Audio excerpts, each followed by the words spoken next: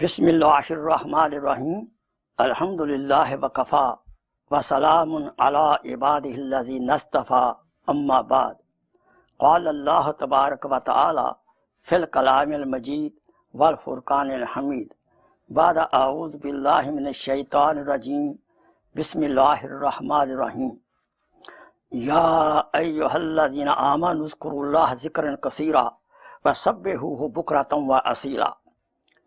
فی مقام آخر قال اللہ تبارک و تعالی الا بذکر اللہ تطمئن القلوب۔ فی مقام آخر قال اللہ تبارک و تعالی واذکر ربک فی نفسک۔ فی مقام آخر قال اللہ تبارک و تعالی ان اللہ و ملائکتہ یصلون علی النبی یا ایہا الذین آمنوا صلوا علیہ وسلموا تسلیما۔ قال رسول اللہ صلی اللہ علیہ وسلم انا جلیس من ذکرنی صدق اللہ مولانا العظیم و صدق رسولہ النبی الکریم و نحن علی ذلک من الشاہدین والشاکرین والحمد للہ رب العالمین۔ رب اشرح لی صدری ویسر لی امری واحلل عقدۃ من لسانی یفقہوا قولی۔ رب زدنی علما سبحانک لا علم لنا الا ما علمتنا انک انت العلیم الحکیم۔ اللہم صلی علی سیدنا محمد وعلی آل سیدنا محمد وبارک وسلم وصلی علیہ۔ اللہم صلی علی سیدنا محمد وعلی آل سیدنا محمد وبارک وسلم وصلی علیہ۔ اللہم صلی علی سیدنا محمد وعلی آل سیدنا محمد وبارک وسلم وصلی علیہ۔ میرے محترم بھائیوں، دوستوں اور بزرگوں اور میری اسلامی بہنوں، السلام علیکم رحمۃ اللہ وبرکاتہ۔ آئیے سب سے پہلے اپنے دل کو شکر کی کیفیت میں لائیں۔ مومن کے دل کی دو کیفیات ہی ہونی چاہیے، یا شکر کی کیفیت ہو یا صبر کی کیفیت ہو۔ خوشگوار حالات میں ہمیں اللہ تعالیٰ کی ذات قدوس کا شکر ادا کرنا چاہیے، اور ناخوشگوار حالات میں صبر کرنا چاہیے۔ الشکر نصف الایمان، الصبر نصف الایمان۔ تیسری جو شکل ہے شکایت والی، کس کی شکایت کر رہے ہیں؟ اپنے مالک کی، خالق کی، اپنے منعم کی، جو رحیم ہے، جو کریم ہے، جو حکیم ہے۔ کبھی شکایت نہیں کرنی چاہیے۔ تو ہمیں ہمیشہ، خاص کر جو نعمت اللہ پاک نے عطا فرمائی ہے ایمان والی، اس پہ ہمیں ہمیشہ شاکر رہنا چاہیے۔ جب کبھی یہ خیال آئے کہ میں مومن ہوں، میں مومنہ ہوں، الحمدللہ رب العالمین کہنا چاہیے۔ یہ کلمہ شکر ہے۔ لَإِن شَكَرْتُمْ لَأَزِيدَنَّكُمْ۔ اللہ تعالیٰ کا فرمان ہے، جس نعمت پر آپ شکر ادا کرو گے، ہم اس نعمت کو دوام، پرپیچویلٹی بخشیں گے، اور اس میں اضافہ بھی کریں گے۔ اس سے ایمان میں اضافہ ہوگا۔ تو ہمیں ہمیشہ کوشش کرنا چاہیے کہ شکر کی کیفیت میں رہیں۔ اور اس وقت الحمدللہ میں ایمان کی ہم حالت میں ہیں کہ اللہ تعالیٰ سے دعا ہے کہ تا آخری دم ہمارا ایمان سلامت رہے، اور جن کو ایمان اس وقت تک نصیب نہیں ہوا ان کے لیے ہم دعا کریں، اللہ تعالیٰ ان کو بھی ایمان عطا فرمائے، تاکہ وہ بھی جنت کی بہاریں مرنے کے بعد لے لیں۔ آپ کے سامنے میں نے چند آیات قرآن مجید کی پڑھی ہیں جو کہ ذکر اللہ کے بارے میں ہیں۔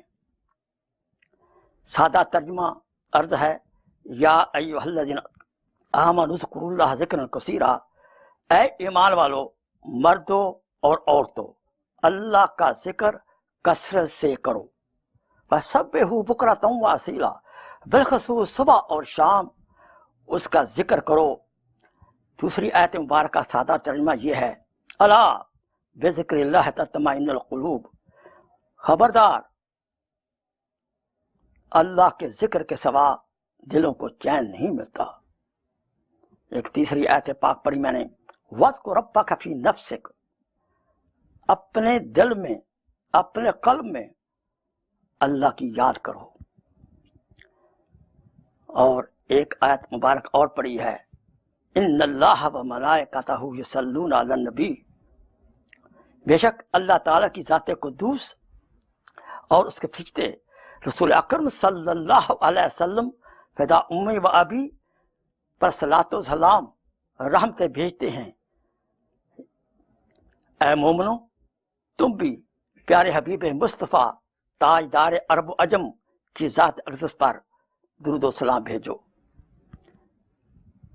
آپ کے سامنے ایک حدیث قدسی پڑھی ہے، انا جلیس من ذکرنی، اللہ تعالیٰ حدیث قدسی میں فرماتے ہیں، میں اس کا ساتھی ہوتا ہوں جو مجھے یاد کرتا ہے۔ جب ہم اللہ کی یاد کرتے ہیں تو اللہ تعالیٰ کی معیت ہمیں نصیب ہوتی ہے، اللہ تعالیٰ کا قرب ہمیں نصیب ہوتا ہے۔ تو یہ ذکر اللہ ایک ایسی عبادت ہے جو کہ سب سے آسان ہے، کم سے کم شرائط ہیں، اٹھتے بھی کر سکتے ہیں، بیٹھے بھی کر سکتے ہیں، چاہتے بھی کر سکتے ہیں، لیٹے ہوئے بھی کر سکتے ہیں۔ سبحان اللہ۔ بالعموم ہم نے نماز، روزہ، حج، زکوٰۃ کو ہی عبادت سمجھا ہے۔ ذکر کی طرف جو کہ عبادت ہے، اور یہ وہ عبادت ہے جس عبادت کی کم سے کم شرائط میں نے عرض کی ہیں، شرائط ہیں، با وضو کرنا، ماشاءاللہ بے وضو بھی کر سکتے ہیں۔ تو جتنی یہ آسان عبادت ہے اتنا ہی اس عبادت کو اگنور کیا گیا ہے۔ بالعموم لوگوں کا خیال یہ ہے کہ ذکر تو یہ صوفیوں کا کام ہے۔ عام یہ مسکنسپشن ہے، ارے قرآن مجید تو کہہ رہا ہے یا ایھا الذین آمنو،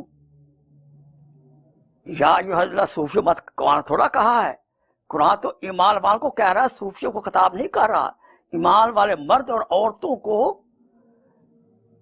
قرآن خطاب کر رہا ہے۔ تو جتنی یہ آسان عبادت ہے اتنا ہم اس سے کوتاہی برتتے ہیں۔ یہ ایسا ذکر ہے جس میں اللہ تعالی کی ذات قدوس خود بھی انوالو ہیں، خود بھی نبی کی ذات پر درود شریف بھیجتے ہیں، اور فرشتوں کو بھی ساتھ حکم دیا تم بھی میرے محبوب کے اوپر رحمتیں بھیجو، اور ساتھ ہمیں بھی حکم ہے۔ کیسا عجیب، کیسا پیارا یہ عمل ہے جس میں اللہ تعالیٰ کی ذات قدوس خود بھی اپنے آپ کو شامل فرما رہے ہیں۔ لہذا آئیے ہم درود شریف پڑھ لیں برکت کے طور پر۔ اللہم صلی علی سیدنا محمد وعلی آل سیدنا محمد وبارک وسلم وصلی علیہ۔ اللہم صلی علی سیدنا محمد وعلی آل سیدنا محمد وبارک وسلم وصلی علیہ۔ اللہم صلی علی سیدنا محمد وعلی آل سیدنا محمد وبارک وسلم وصلی علیہ۔ ذکر کی بہت اقسام ہیں۔ صرف مصلی پر بیٹھ کر ہاتھ میں تسبیح لے کر اللہ اللہ کرنا، درود شریف پڑھنا ہی ذکر نہیں ہے، بلکہ نماز خود ایک ذکر ہے۔ فرمایا اقیم صلاتی ذکری، میرے ذکر کے لیے نماز پڑھو۔ قرآن مجید خود ذکر ہے، تلاوت قرآن مجید بہترین ذکر ہے۔ جتنی ہم دعائیں مانگتے ہیں، ربنا آتینا فی الدنیا حسنہ وفی الآخرات حسنہ وقنا عذاب النار، یہ بھی ذکر ہے، تمام دعائیں بھی ذکر ہیں۔ حتیٰ کہ اللہ تعالیٰ کے کسی حکم کو نبی کے طریقے پہ پورا کرنا یہ بھی ذکر میں شامل ہے۔ اللہ تعالیٰ کے کسی حکم کو نبی پاک کے طریقے پر پورا کرنا، اور ساتھ میں ایک شرط ایڈ کر لوں، اخلاص کے ساتھ، اخلاص کے ساتھ، سبحان اللہ، یہ بھی ذکر ہے۔ تو اس لیے ہمیں چاہیے کہ ہمیشہ ذکر کی کیفیت میں رہیں۔ دیکھیے، ذکر کی مختلف اقسام ہیں۔ ایک ذکر لسانی ہے کہ زبان سے ذکر کرنا۔ زبان سے ذکر کی دو قسمیں آگے ہیں، ذکر بالجہر کہ ہم جب ذکر کریں تو آواز آئے، سبحان اللہ، سبحان اللہ، الحمدللہ، الحمدللہ، اللہ اکبر، اللہ اکبر، اللہ اکبر۔ ایک یہ ہے کہ زبان سے آواز نہ آئے لیکن زبان حرکت کرے، سبحان اللہ، سبحان اللہ، سبحان اللہ، لب حرکت کر رہے ہیں، آواز نہیں آ رہی۔ یہ کس، فار ایگزامپل ہم مسجد میں بیٹھے ہیں اور نماز ختم کی، اب ہم ذکر کرنا چاہتے ہیں تو وہاں بلند آواز ذکر کرنا مناسب نہیں ہے، کیونکہ ہو سکتا ہے بار حضرات نماز پڑھ رہے ہوں۔ ہاں، اگر کوئی ساتھی نماز نہیں پڑھ رہا، کوئی ساتھی قرآن شریف نہیں پڑھ رہا، اور کسی کی عبادت میں ہم مخل نہ ہوں، ڈسٹرب نہ کریں، تو مسجد میں بھی آواز سے ذکر کرنا بالکل، ذکر بالجہر بالکل جائز ہے۔ انفرادی بھی جائز ہے، اجتماعی بھی جائز ہے۔ پھر ایک ذکر کی قسم ہے ذکر قلبی، دل سے، جیسے میں نے آیت پاک بھی پڑھی ہے، وَاذْكُر رَبَّكَ فِي نَفْسِكَ، اپنے نفس میں، اپنے دل میں اپنے رب کو یاد کرو۔ تو یہ ذکر قلبی ہے، اور یہ تو ماشاءاللہ اتنا یہ پیارا ذکر ہے کہ ہم اس ذکر کو ہر حال میں کر سکتے ہیں، اور اس ذکر قلبی کا درجہ ذکر جہر سے 70 گنا زیادہ ہے۔ کیوں؟ کسی کو پتا نہیں میں کیا کر رہا ہوں۔ جو دم غافل سو دم کافر، ایک دم دے مارے مردے ہو، ہتھ کار والے دل یار والے۔ کام کریں، دنیا کے کام کرتے رہیں، لیکن قلب جو ہو وہ اللہ کی ذات کے ساتھ لگا ہوا ہو۔ بعض خصوصی ذکر ہوتے ہیں، جیسے مراقبے کا ذکر ہے، تو یہ ذکر جو ہیں، خصوصی ذکر جو ہیں، وہ مشائخ سے سیکھ کر کرتے ہیں۔ باقی دوسرے ذکر بھی جب نماز سیکھ کر پڑھیں، سیکھے بغیر نماز پڑھیں گے صحیح نہیں ہوگی۔ حج سیکھ کر کریں، عمرہ سیکھ کر کریں، روزے سیکھ کر کریں، ان کا علم حاصل کریں علماء کرام سے، تو پھر خاطر خواہ پیدا ہوگا۔ ایسے ہی ذکر بھی سیکھ کر کریں۔ انشاءاللہ آئندہ کی مجلس میں ذکر کیسے کرتے ہیں، کیا کیا اذکار ہیں، وہ ہم بتائیں گے انشاءاللہ۔ فی الحال ذکر کے کیا فوائد ہیں؟ سب سے بڑا فائدہ تو ذکر کا یہ ہے کہ اللہ تعالیٰ کا حکم ہے، ہم اللہ تعالیٰ کے حکم کو مان رہے ہیں، اس پر عمل کر رہے ہیں، اللہ کے حکم کو مان رہے ہیں نبی کے طریقے پر۔ یہ سب سے بڑا فائدہ ہے، چونکہ ذکر کا اللہ تعالیٰ نے حکم دیا ہے، اس حکم کو پورا کرنا عین عبادت ہے. تو ذکر کرنا عبادت ہے. یاد رکھیں اللہ تعالیٰ کا کوئی حکم ہو اس کو نبی کے طریقے پر پورا کیا جائے وہ عبادت میں شمار ہوگا. حتیٰ کہ شادی کا حکم ہے، شادی بیاہ کرنا، نیت کو صحیح کر لیں، یہ بھی عبادت میں شامل ہے. سب سے بڑا فائدہ ذکر کا، جیسے میں نے عرض کیا ہے، اللہ تعالیٰ کا حکم ہے اس کو پورا کر رہے ہیں.